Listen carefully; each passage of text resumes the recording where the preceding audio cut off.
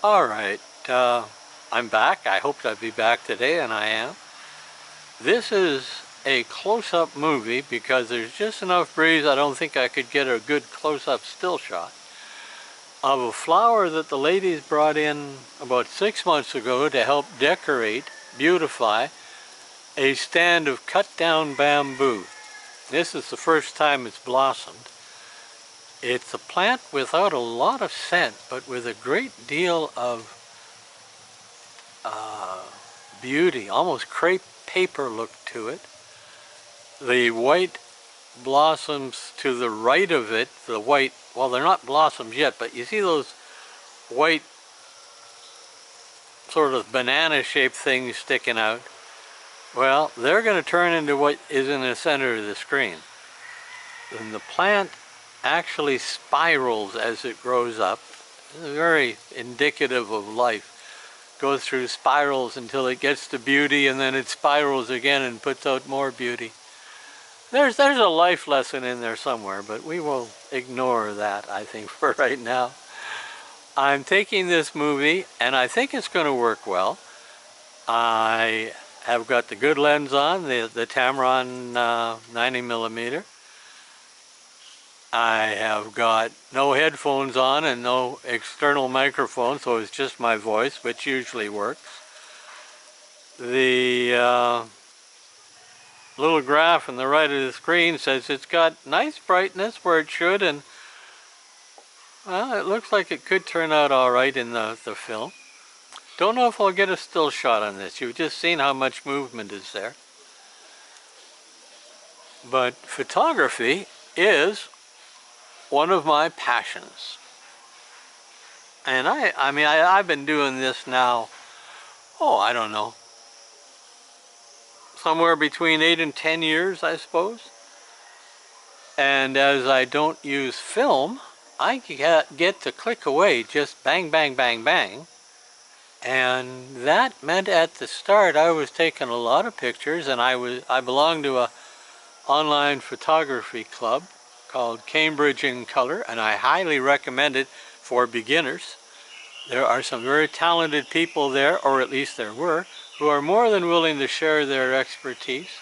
There's no membership dues or anything like that. It's just an online club, and they will give you an honest, although sometimes brutal, opinion of your image. Sometimes a kind one. It depends who it is. Good place for beginners. They helped me a lot.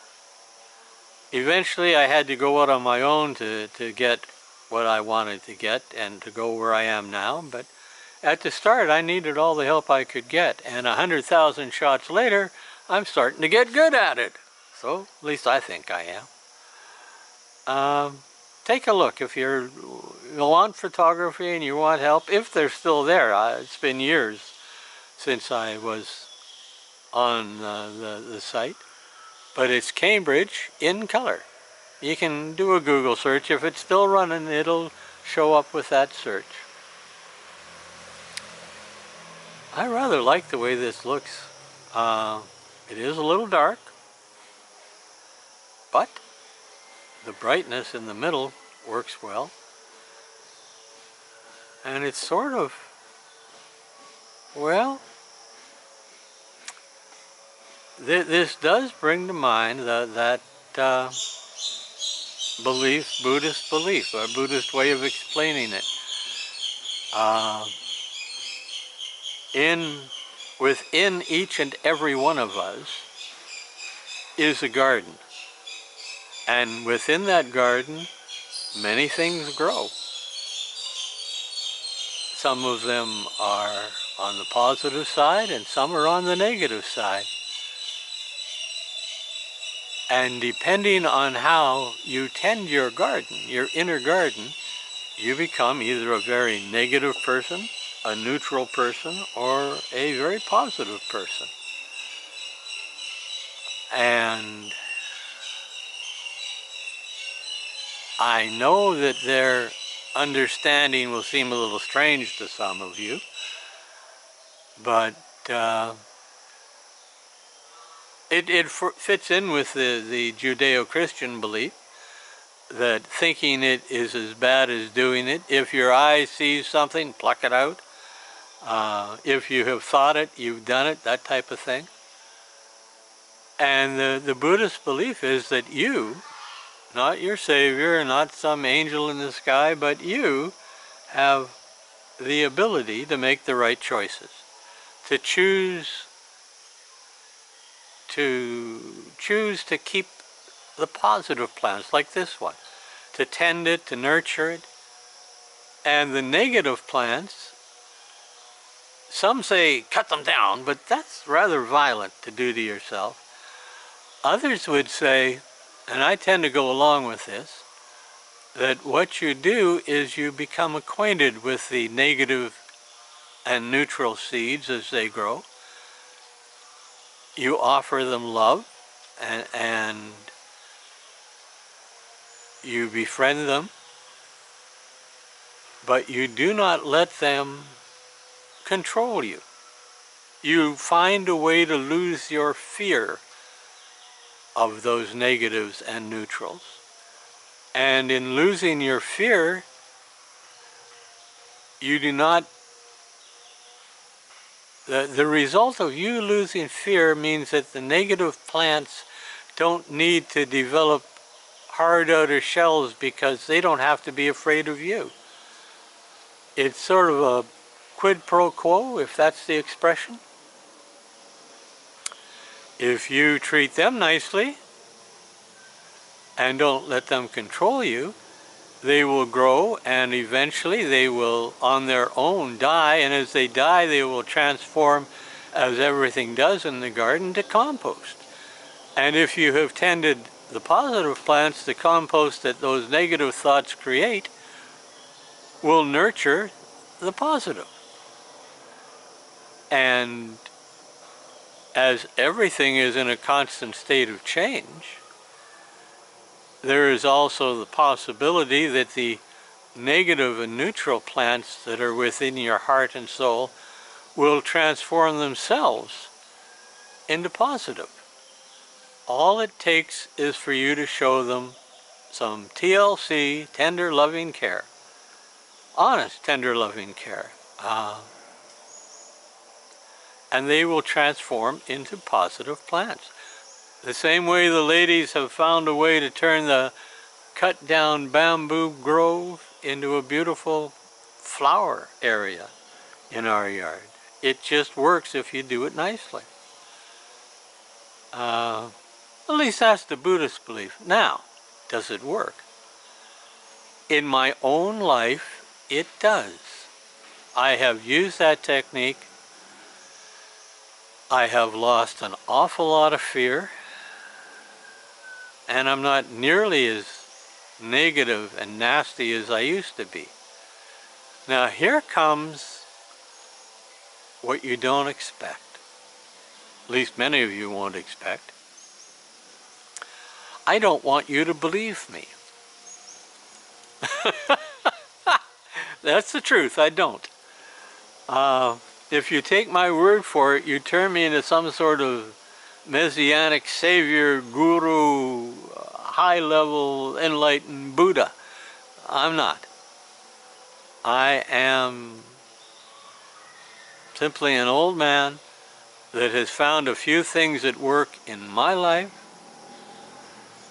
and I offer them to you as food for thought. If I had my way, what would happen now is you'd say, there's a possibility there. Or you would say, this guy's full of it. And you'd make up your own mind about it. For those of you who say it's useless and stupid, fair enough. We all walk our own path. If you find it easier to offer prayers to Mary or the Goddess of Mercy, Jesus, whoever you care to offer prayers to, and have the belief that your prayers will be answered and that they will help you become a better, finer person, go for it. And I hope it works. Just because it didn't work for me doesn't mean it won't work for you. We all walk our own path. What you should do, and I offer the same advice that the Dalai Lama and Thich Nhat Hanh have offered in the past. Sift my words like a jeweler sifts the sand to find the jewels and the gold that's hidden. And if you don't find any, throw the sand away. If you do find a few, then take those jewels and work with them. That's the best suggestion I can make to you. I know that this works for many people in the past. I believe it'll work for many people in the future, and I know it has worked for me and is working for me. But I'm not an ideologue. Is that how that word is pronounced?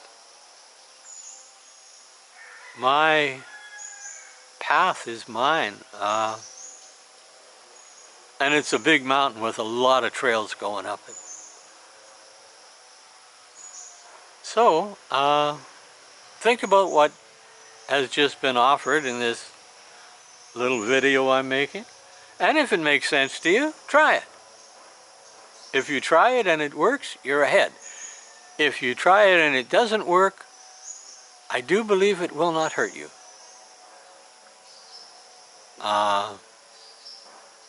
That's a Buddhist belief that I have truly taken to heart. And I believe it's one that is in the Hippocratic Oath as well. The belief that if I cannot do you good, I will do my very best not to do you harm. I think that's important. I don't want to make others, I don't want to make enemies, I don't want to suggest that you are a loser or no good or unworthy or you have to do it my way or go to hell. That just doesn't make any sense to me. I simply offer you a technique that I found that's helpful.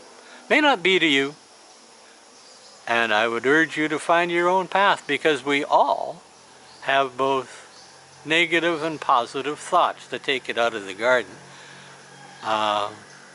Go ahead. Anybody that's listening to this, look yourself in the mirror and say, oh, I never have negative thoughts. And when you do that, you'll look at a liar. We all do. They come, they attack us. And we have our, we have our angels on our shoulders. Is that the modern phrase for it? I don't know. But we have negative and positive. We have angels and demons within us. I have found a way on a good day, not that I do it all the time, I'm not a saint, but on a good day I've found a way to pay more attention to my good side. And it's my belief that if we all did that,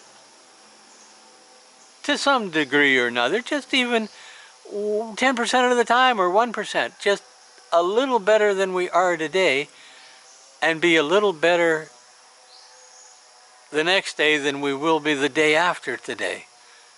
It's a constant struggle to get better, to transform, to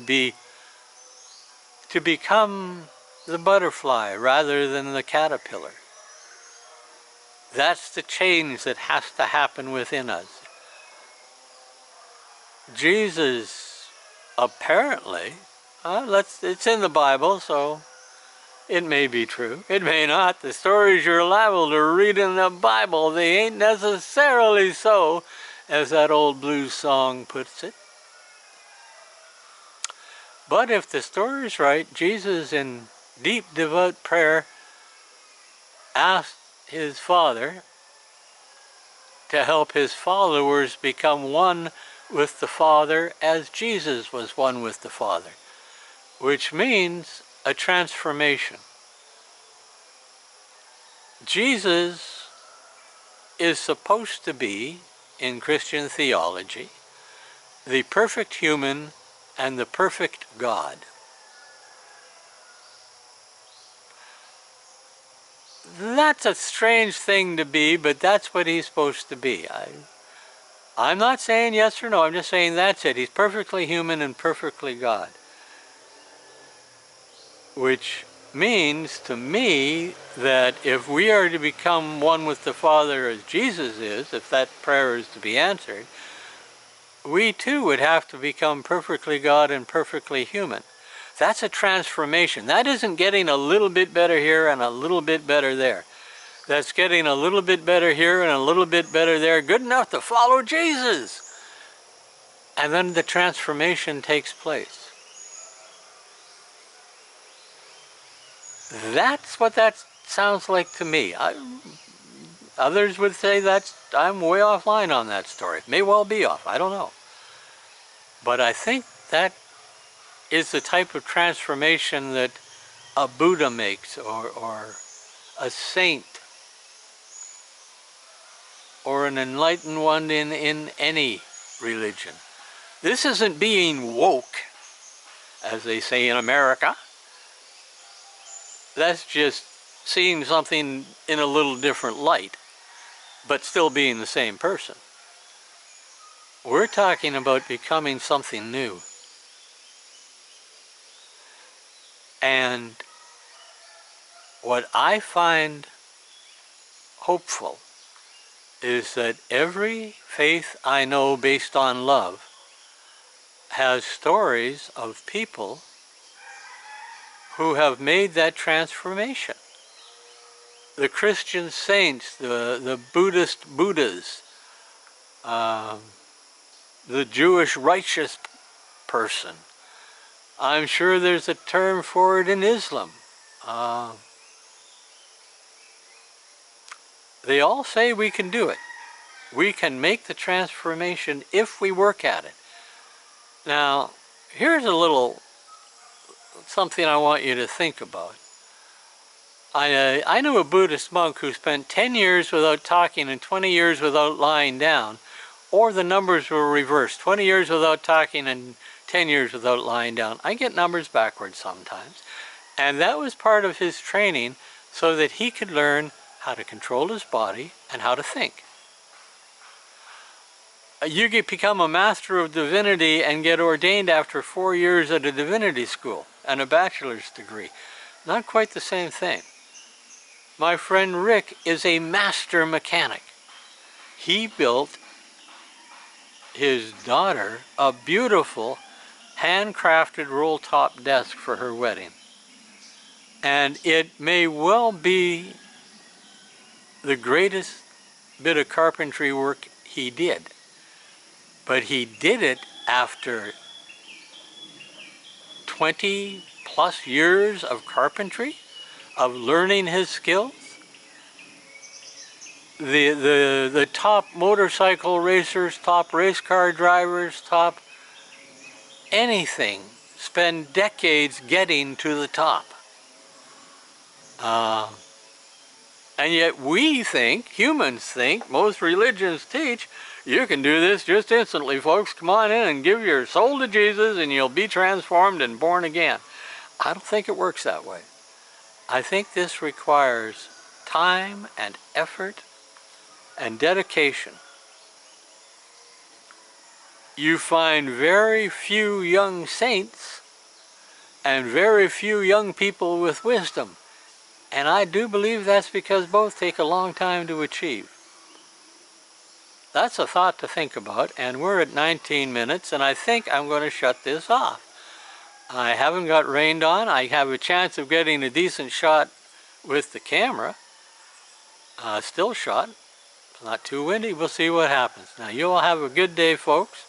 If things go right, you will look at this and think about it. You'll either agree or disagree, but I hope you think one way or another. And with any luck at all, as I tend to say, we'll talk to you tomorrow. That's all for now. Bye-bye.